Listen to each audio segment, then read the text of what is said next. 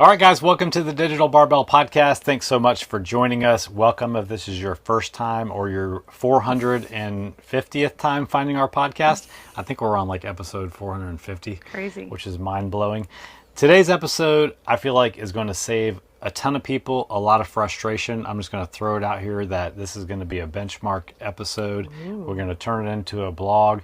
It's really going to help a lot of people who are confused about whether they should be trying to chase health or if it's okay to chase aesthetics. Because what we're going to talk about is 6 ways to chase health and aesthetics at the same time. So get ready for that. All right. Quick housekeeping note here. We do have registration for our 8-week beginner strength program open, Strength Made Simple. That this cohort is going to start on October 6th. So if you're somebody who is looking to get in shape and you're not exactly sure where to start, or if you used to be in shape and you've fallen out and you're intimidated to get back at it, this is a great program for you. You can do it with minimal equipment like dumbbells that suits your strength level where you're at right now, which is great, and some simple bands. And yeah, so check the description of this episode for how you can join. We did get a comment on last week's episode on YouTube that buttons looked really sleepy during the episode. So they're back in the picture here. We adjusted the camera angle a little bit today. So to keep them out, and they both just like came over right so they could get in it. Oh man, that's what's up with them. If you're new to our channel or you're new to this podcast and you're watching, you're like, where are these people? Well, we're living, working, and traveling full time in our Airstream. We're in Boise, Idaho right now. So we're soaking up the fall temperatures. We've seen some signs that some leaves are starting to change. So that's really exciting. And, Oh, I need to give an update on my bike. If you've been following along, Did we talk about it last week? We talked about me like figuring out how to ride a bike again because Bikegate 2025. I'm just kidding. But we basically ever since we went to Bentonville, Arkansas, we had this like taste of like biking there. We rented some mountain bikes, and I was like, oh my gosh, like I want to have our bikes again and get some bikes, and like we're really far from where all of our stuff is, and I have one bike. You have 0 bikes there, so we're like, let's get some used bikes, and maybe like, whenever we're done in Idaho, we'll get cheap ones and then we'll like donate them or something like that, or sell them. So we, set on this mission. I think we talked about this last time. He got an awesome bike for like only like $150 that, was a really good bike in its day.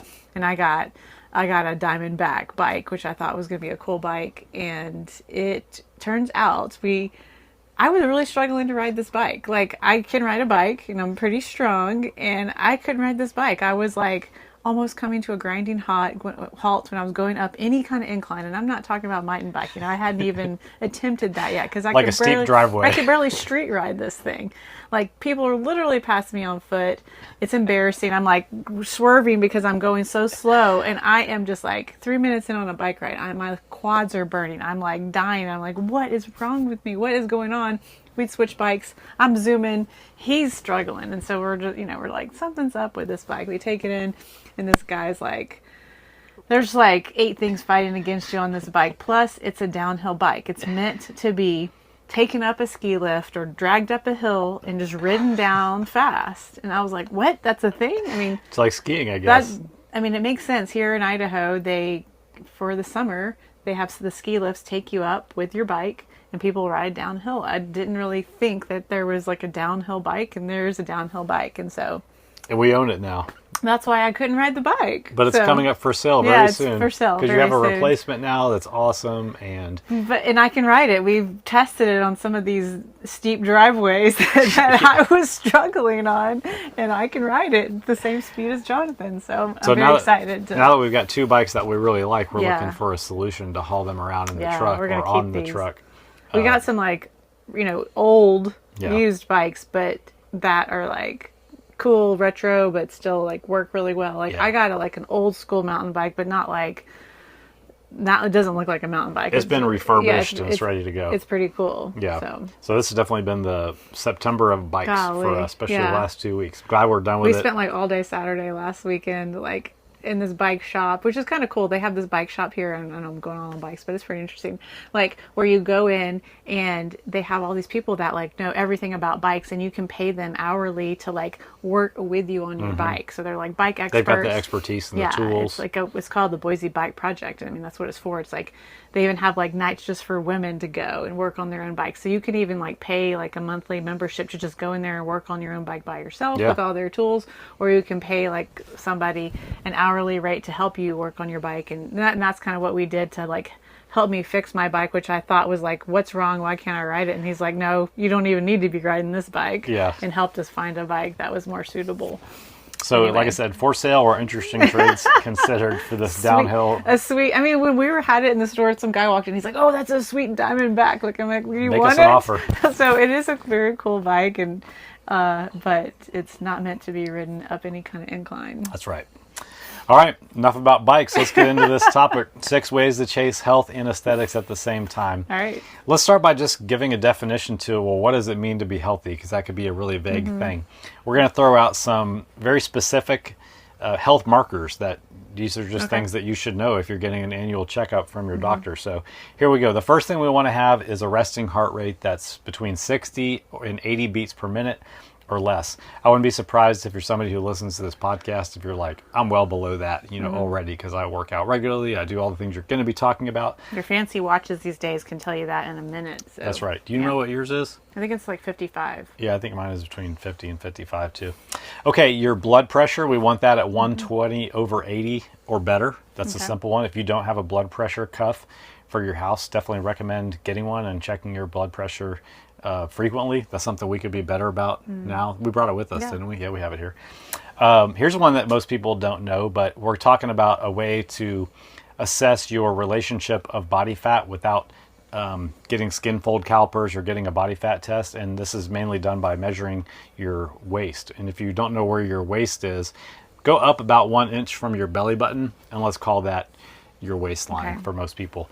And what we want is your waist circumference in inches to be less than half of your height in inches. So if you're 60 inches tall, meaning you're 5 feet tall, we want your waist circumference to be less than 30 inches. It's going to show you if you're holding a lot of fat around your midsection, which of course is a sign of higher risk of chronic disease and death from all causes. Okay, another really important one is your fasted blood glucose.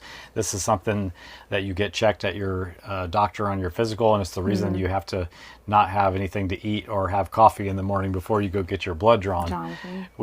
I got busted last time for having black coffee. They didn't say no black coffee. They actually told you called and they said, yeah, you can have black coffee. And then when you got there, they're like, no, you can't have black coffee. Yeah, so I still think there's probably people who would argue on both sides of that. But anyway, we want your blood sugar to be under 100 when you're fasted in the morning. Body fat percentage, if you do have a reasonably accurate way to measure that, or if you just go online and look at some sample body fat pictures. Men, we'd like your body fat to be somewhere between 10 and 20%. And women, to fall into this healthy category, you want to be somewhere between 18 and 28%. Can you be higher body fat percentage than that and still be healthy? Of course, these are general guidelines and just markers to aim for. And then from a standpoint of like not a number you can look at your doctor's office, but to be healthy, it means to have mobility, to be able to move your body in space in your regular life, to have functional strength that allows you to do the tasks that you have to do for your work, for enjoyment, to just do stuff. Yeah. And lastly, and maybe most importantly, to remain strong and independent so that you can live, a fulfilling life without having to rely on somebody else to take care of you. That's what it means to be healthy. All right, so then what does it mean to have aesthetics or to look like you work out? This is subjective also, but these are just some thoughts that we came up with. I think most people would agree that it means having some amount of visible muscle definition on your body, which means having slightly or more than slightly larger muscles than the average person walking around. Most people don't have muscle that's ever going to show definition. They just don't have the muscle. And then having a less than average amount of body fat over your whole body, going back to that health marker, that reveals the definition of the muscle that you have. That's what makes you look athletic, gives you an aesthetic, makes you look like you work out.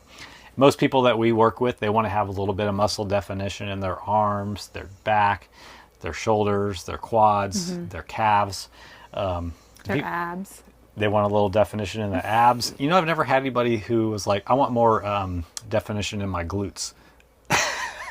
I think Yeah. That's a definition. I think a lot of ladies want more size, and some men size in their glutes, but I've never seen anybody who really cares about seeing the striations of their glutes. I would say definition in your glutes means like that your butt like has like some shape. A shape to it at the bottom. Hashtag peach emoji.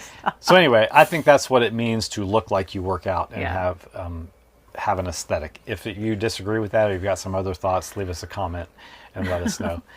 So where do people go wrong in the pursuit of either one of these goals? Well, the most common thing is they focus too much on one thing and neglect the other thing. So what we want to do, here, you ready for one of my famous analogies? I'm ready. We want to treat our body and chasing these goals simultaneously the same way that we would with maintaining our car. We don't want to overly obsess about changing the oil every 3,000 to 5,000 miles, keeping our windshield washer fluid topped up, changing our transmission fluid at the interval, and just like we're nailing all of those things that have to do with the drivetrain and the motor. And we never wash the inside, or never clean the inside. We never wash the outside. That's how you used to take care of your car when I met you. Yes, do as I say, not as I do. You said used to also. I've changed. Well, that's because I like clean the inside of the cars while you clean the outside. Yeah. So we don't want to do that. Right. Like that's the equivalent of only caring about your health and never caring about your aesthetic. Right. And then the reverse of that would be somebody who obsesses about getting the Q-tips out and cleaning every detail of their wheels and polishing all the chrome and all that kind of stuff, and they change the oil every 10,000 15,000 miles. You know what I mean? Yeah. So we want to balance. That's how my cars used to be. So I true. cared what the inside was like. I was like, when I'm in it, I want it to be nice. I don't care if it's clean on the outside or anything else. I just need to barely put gas in it as soon as it is, the last possible moment, and then make sure it's nice and clean and smells fresh inside for me. This is why opposites attract. So why somebody said, why would you marry somebody who's exactly like you? Then there's no need for one of you.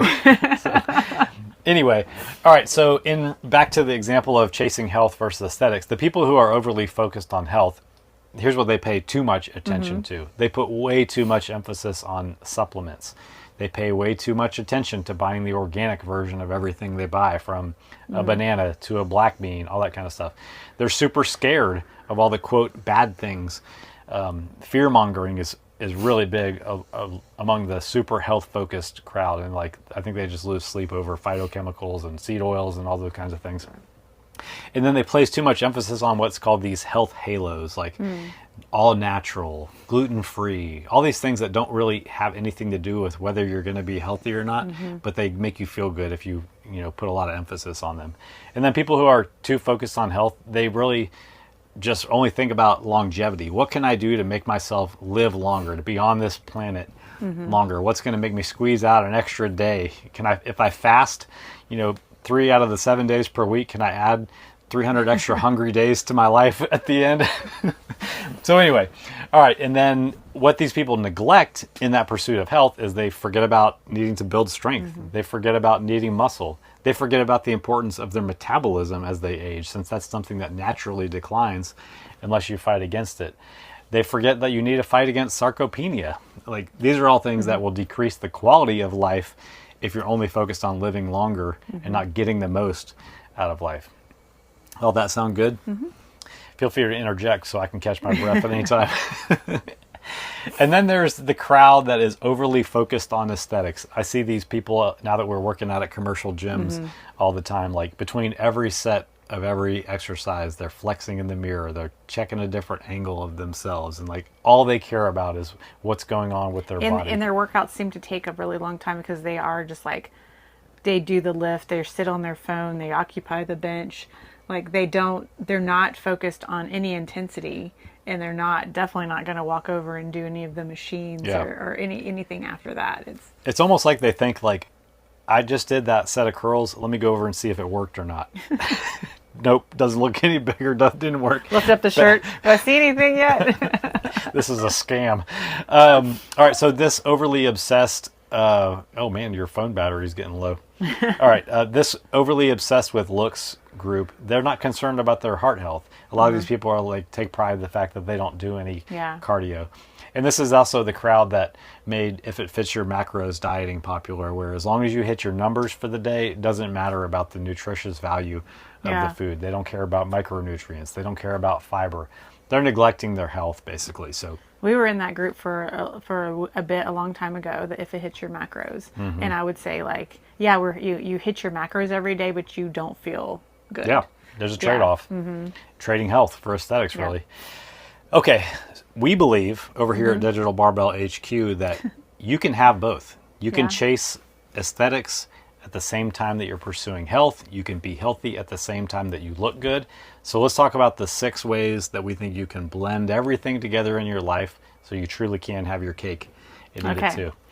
All right, so the first 3 are going to have to do with nutrition.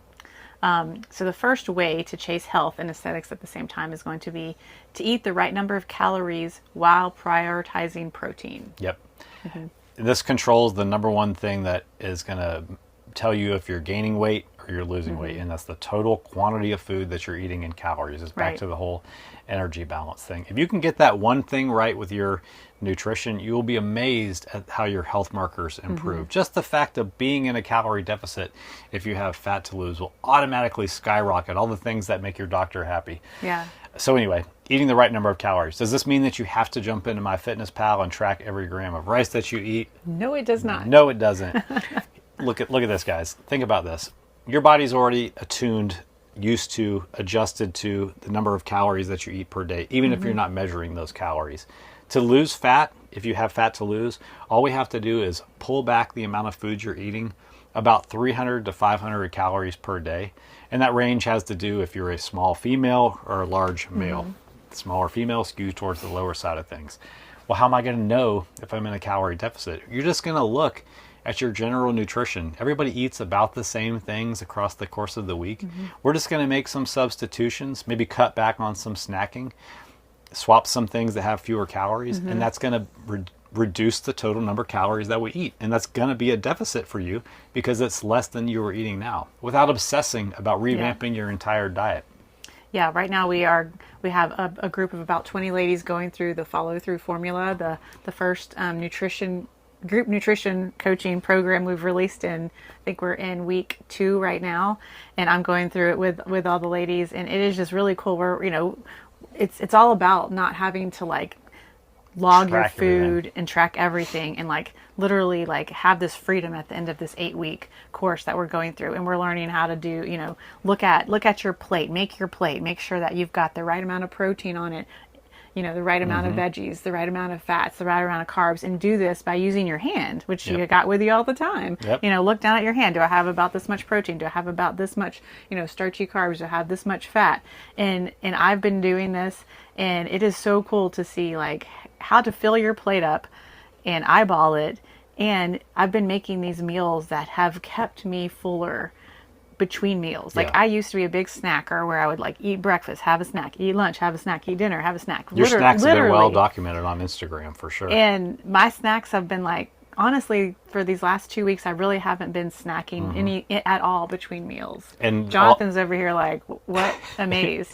Because you should see the savings on our grocery bill. Because I'm making these plates, and I'm using my hand to make sure I have the right amounts in the right categories, and I'm not putting anything in MyFitnessPal. And those changes that have been resulting in you being in a calorie deficit without you tracking everything you eat.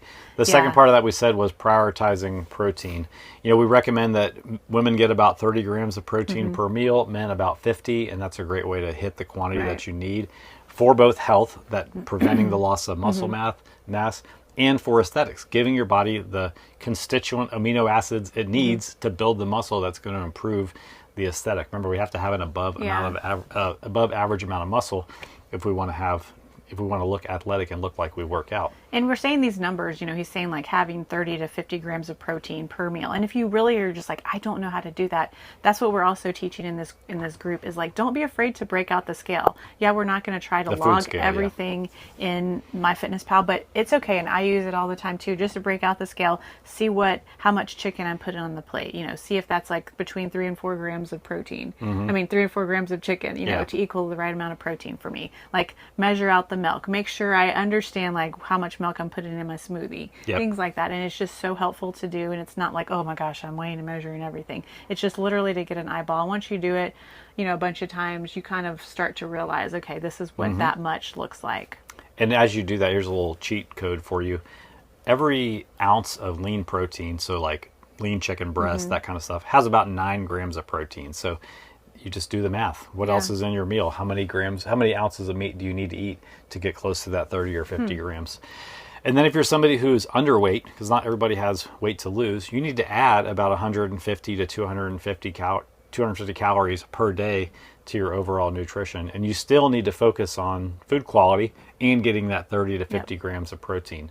That's for the same reasons for health and aesthetics, to prevent muscle loss and to help you build new muscle. And that if you're somebody who's, what we call normal weight obesity, where your body weight is fine, but if you look in the mirror, you look kind of skinny fat, your calories are the same. You can eat about the same amount of food that you are, but you really need to double down on this thing we're talking about with the protein, and to pay close attention to the things we're going to talk about when it comes to your training. That's another thing, that eating enough protein is going to help keep you fuller longer and help you from grabbing those like highly palatable snacks that just like you eat and then you're like 30 minutes later you're like, I'm still hungry. Skinny pop. All right, the second way to chase health and aesthetics at the same time is going to be to eat around 25 to 35 grams of fiber per day. I mean, did you know that fiber is going to make you jacked? All right, let's talk about why this might be. We got to start by looking at, well, what are the benefits of fiber? Here comes another analogy for you. Fiber is kind of like the broom that is inside your body after you eat it, that just like sweeps your insides clean. That might be one of your better analogies. Thanks. Okay, so what happens when you eat fiber is it binds to these things in your body called bile salts, and they're excreted out. And your body wants to replenish those bile salts, and it has to recruit cholesterol out of your blood to do that. So eating fiber reduces the amount of blood cholesterol that you had. So that's obviously beneficial on the health side of things, because it prevents heart disease and reduces your risk for a stroke and all that kind of good stuff. Well, what about on the aesthetic side? I never like ate a avocado or a bunch of salad and like lifted up my shirt and saw any difference. Well, fiber is another great thing that helps keep you full. And if you're somebody who has some body fat to lose, the number one thing that's going to derail you from that goal is getting hungry and just eating too much. So fiber digests more slowly than any other food that you're going to eat, or a meal that's high in fiber will make the whole meal digest more slowly, and that's going to cut down on how much snacking you do in between meals, and overall make it easier to get into a calorie deficit. And help you focus on these whole foods that contain the fiber. So that's right. If number one, we're working on making sure that we have enough protein per meal, and number two, we're working to make sure that we have some fiber on our plate. So we're going to be, grabbing, both of these things are going to be whole foods. Yep. And not overly processed foods. You're not going to overeat food that's high in fiber, and foods that are high in fiber are generally going to be low in calories too. So all these things are stacking up to help you achieve and maintain a better body composition if you're focusing on having a high fiber diet. And I'll drop this in the comments too, but like as we've been creating the materials for this women's group that we're doing, I've been like kind of putting the same stuff on the website. So if you just go to digitalbarbell.com/cheat-sheet, then there is a list of all of these infographics I've created for the program and that we've created over the years. And one of these is like a fiber cheat sheet. And it just gives you like, I called it like actually good foods or something like that contain fiber. So it gives you like 20 ideas. Not just Metamucil. And like the amount of food you need to eat in, the amount of fiber that it has. Yeah. And that reminder of like women, are going to be aiming toward that like 25 grams of fiber or so. Men are closer to the 30 to 35 grams of fiber per day. Push to 35, 40, fellas. It ain't going to hurt you. All right. Okay. Number 3 is, for health and aesthetics, is to limit your saturated fat to 20 to 25 grams per day or less. This is an eye-opening thing that you can do. I mean, number one, like anything that doesn't have a food label on it, you're fine. Like it's gonna, you're gonna be not having like too much saturated fat. Like things that don't have a food label, save for animal sources of protein, like beef, any kind of meat that has a high fat content. Almost all that, if not all of it's going to be saturated fat. So be careful with the ribeyes. Those kinds of things. Like having too much of that in your diet. diet. We're not talking about meat, then But if you're eating a lot of things that come in boxes and you're looking at the saturated fat, it really is eye-opening to see how much saturated fat some products that you eat regularly have. I think back to the days of CrossFit and paleo when we were putting coconut oil all over everything, which is totally loaded with saturated fat. We weren't doing ourselves any favors for our health or our aesthetics back in those days, and it showed, actually, if I think about it. Also, just keeping your saturated fat down is going to keep your dietary fat down. Yeah. And what that's going to do is reduce your calories, because there's over twice as many calories per gram of fat as there are carbs or protein. So automatically, on a somewhat low-fat diet, you're just going to be eating fewer calories. And like you said, like, you're going to be avoiding a lot of those super highly palatable processed foods that are high in saturated fat, and you just want to like go to town on them, like candied popcorn and stuff. Like you were talking about before, about like, you know, like the trend of like, oh, this is like the healthier version. Well, back in the day, we were eating a lot of like popsicles or whatever at night, and I was eating those good pops, and I was like, oh, this is the good pop. This is the good thing to eat. They were made with coconut milk, and they had like 3 or 4 grams. Yeah, they had like 4 grams of saturated fat, and like when I started realizing that, I was like, whoa, okay. I want to drop these out of my diet regularly. So besides them keeping you from eating too many calories, which helps with body composition, it's been proven in recent research that a diet high in saturated fat, especially one that you get more than about 10% of your total daily calories from saturated fat, which is where we came up with this 20 to 25 grams, is going to put you at elevated risk for heart disease. It's going to raise your cholesterol. So if we're talking about health and longevity, those are the 2 big killers. If we can get in line and like knock our chances down for those 2 things, we're ahead of the game. So what kind of fat should we be eating? Well, we want most of our diet to be unsaturated fat, and we want to get that from non-animal sources, stuff like avocados, olives, and yes, seeds and seed oils. I hate to tell you, not that you have to go out of your way just to have more seed oil, but it's not going to hurt you if you're getting more of your fat from seed oils than saturated fat sources. So anyway, keeping your saturated fat low is just a great way to balance healthy and aesthetics. That's all the nutrition ones. So let's just review those real quick. So we're going to eat the right number of calories while prioritizing protein.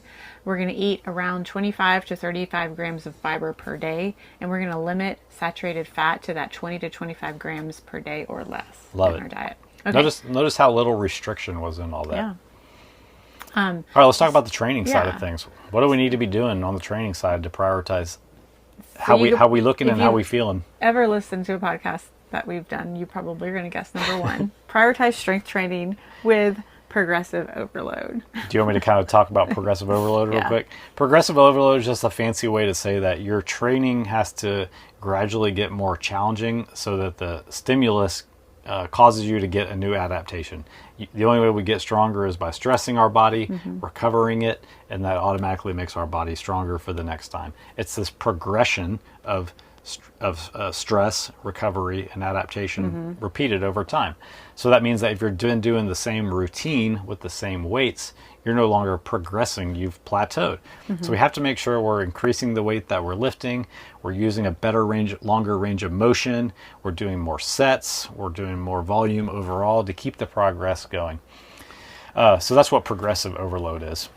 I hate to admit this, but I started finally using the True Coach app to log my results. Since we've been working on these public gyms, I used to like be a stickler for the old notebook method, and just like I have years and years and years of these notebooks. But it's harder to look through. You know, I'm going to be like, okay, let me get notebook number 14 and find when I did, whatever. So I'm noticing, like, when you use that True Coach app, you just click exercise history and it brings up all the times you've deadlifted, and you can like be like, okay, for this rep range, this is my weight, and then you can shoot for the right reps or the right weight to use. It's amazing. Amazing. Another example of do as I say, not as I do.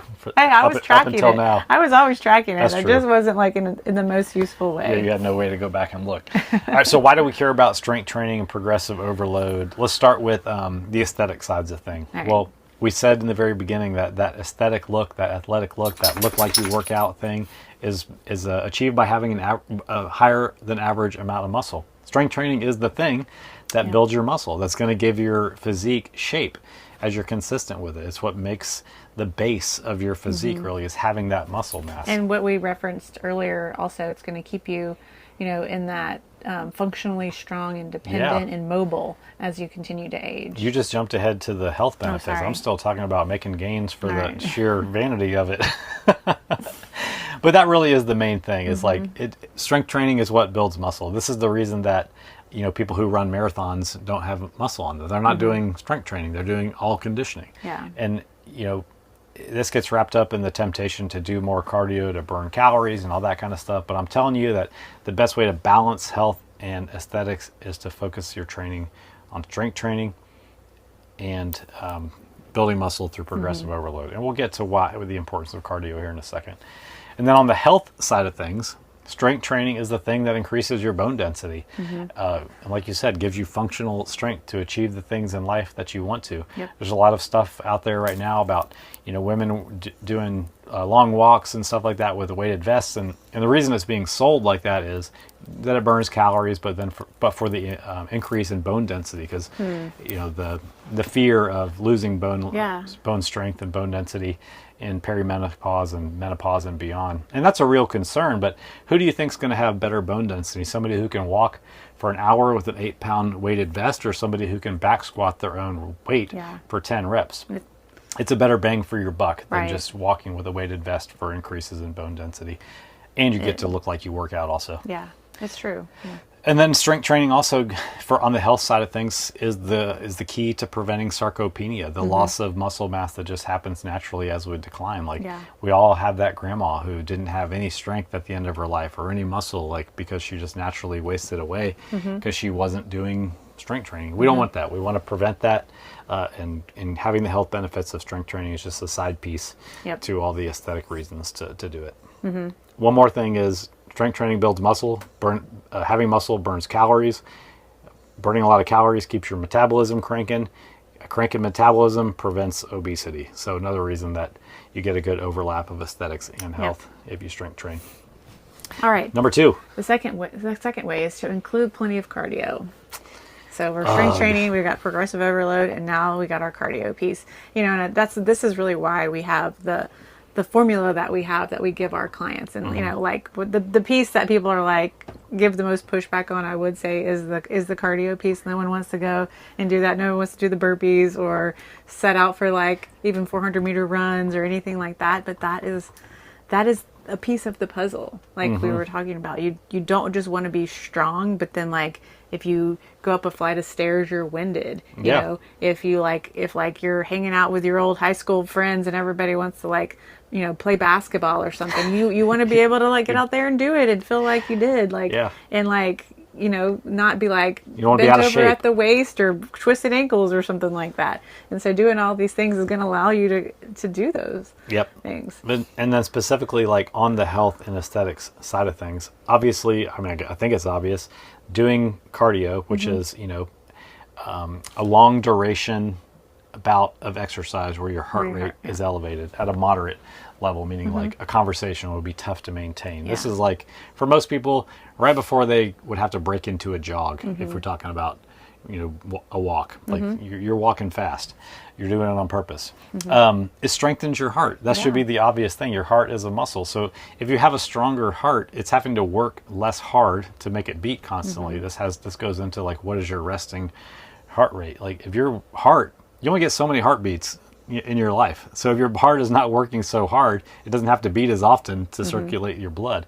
And speaking of circulation, having a stronger heart improves your circulation, which decreases the stiffness of your arteries. Everybody's heard of hardening arteries, right? Doing a lot of conditioning keeps your arteries flowing freely, just keeps them supple, as the kids say. And that's what we want. It also helps clear out the bad cholesterol out of your bloodstream, the LDL. I'm sure your doctor has talked to you about that. And then from a mental health standpoint, because mental health is a big part of overall health too, it reduces stress. Studies have shown, and anecdotally, you probably know, you feel better when you go out for a walk, especially in nature. So those are huge benefits on the health side of things. What about the aesthetic benefits of walking? Are we talking about walking? No, we're talking about doing cardio. Yeah, I don't know why I keep talking about walking. I guess I got off when I was talking about how fast you should be walking. Yeah. But yes, we're talking about just doing cardio. Well, and you let's just explain we're talking about like mixing all different types of cardio. So yes, moderate fast walking where you like can't really keep up a conversation. It's like just above a conversational pace is one form of cardio that you can do. Another form of cardio is obviously like running or biking. These are like steady state types of cardio. Another form of cardio that you can do that we give our clients are like CrossFit style conditioning, higher intensity workouts where you're working from anywhere from like 8 to 15 minutes at a pace that you can maintain for the duration. And we like to mix all of these different types of cardio in at the right doses, like a few times a week to get this benefit for your heart health. Right, exactly. And then like on the aesthetic side of things, what benefit does cardio have? Well, obviously cardio does burn calories, and if it comes to achieving a healthy body weight, one side of that energy balance equation is the fact that you need to burn some calories. Don't get obsessed with what your watch says you're burning. Don't go into it for that reason. Just look at it as a bonus of doing your cardio, as you are going to burn some calories. And the good thing about doing more cardio is you're probably not going to increase your hunger a lot, versus, especially if you're doing like a more lower intensity, moderate, steady state cardio, you're not going to be ravenous when you get back. If you were to just throw in tons of higher intensity cardio, I would expect your hunger to go up. It might be kind of sabotaging that side of things. But then it's from an aesthetic standpoint too, cardio improves your insulin sensitivity. Basically your body's ability to partition the nutrients out of the food that you're eating, telling them where to go. And one of those nutrients is the amino acids and protein. So we want our body to be efficient at telling those proteins to go build and repair the muscle. It's a very long-term play. It's not like if you go do a cardio session, your biceps are going to be bigger the next day. But over time, it compounds. Your body becomes more efficient at building muscle if you're doing your conditioning. And then also, it's going to improve your joint health. If you're consistently doing conditioning, your joints are just going to move more freely. You're going to have less pain in your joints. Well, what's the aesthetic benefit of that? You can train more effectively, more pain-free, push your intensity higher, and get better results. Again, it's a long-term play, but it matters. All right, I think we made our case on that one. All right, go do your conditioning, slackers. And then the last piece is going to be like to basically find a workout program that suits you, that you can do, that combines all of these elements, and that you just know this is what fits me, this is what fits my schedule, this is what I will do, this is what I like to do, and it has all of the pieces, for AKA the long term. Digital barbell. For the long term. That is the big thing. Even if you don't hire us, we want you to find a solution that lets you chase health and aesthetics for the long term, not a short burst of a challenge. Like those things are just like a flash in the pan. And if you truly want health, you need health for the rest of your life. If you truly want to look like you work out and to have the benefits of having a lean, strong, muscular physique, you want that for the long term. You don't want it to just go away after your 90-day challenge is over. And the only way to keep those permanent results is to use a permanent approach to the method that you get them. It sounds so simple, but it's so true. Like if you are a Dave Ramsey fan like us and you listen to the show, people call in often. They're like, we used your program to get out of debt, and then we went back to our old ways and we got back in debt, and we're about to do it over again. That's not what we want for you, for your health. We want you to have and I'm not saying Dave Ramsey's plan is not sustainable. These people just stop doing it. We don't want you to stop doing it. We want you to find something that you enjoy so much that you don't want to stop doing it. All right, let's recap the training again real quick. So the training is going to be to prioritize strength training with progressive overload, to include plenty of cardio, and to find that forever workout program that you can do. And if we can be a part of that, even better. We'll put a link to how you can apply for coaching or get in touch with us, ask us questions in the show notes for this episode. I think we'll take advantage of, there's a lot of information in this episode too. We'll put kind of an outline of all these things in the description also, so feel free to grab it down below. And if you're interested in having jumping in on the Strength Made Simple workout program, letting us help you with this part where you need to be building strength through progressive overload, again, that starts October 6th. The 8-week program is only $247. It's a bargain, and it really can be the beginning of your forever fitness program. All right, I hope you guys enjoyed this episode. Check you next week.